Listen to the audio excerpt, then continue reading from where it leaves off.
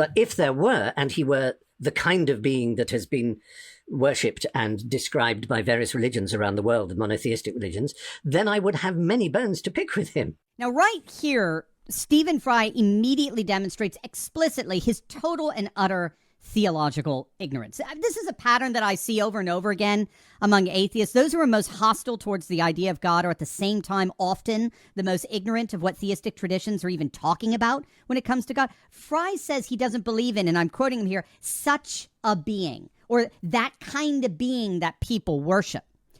Unfortunately for Fry, when it comes to the great classical conceptions of God, whether they be Jewish, Christian, Platonist, the Islamic tradition, Hindu, Buddhist, God is emphatically not a being. He's not a kind of being.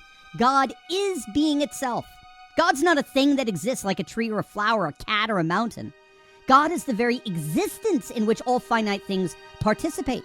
God is the infinite fullness of being that is the precondition for the existence of any and all finite contingent things. And the classical argument for God is rather simple. It really boils down to a singular claim.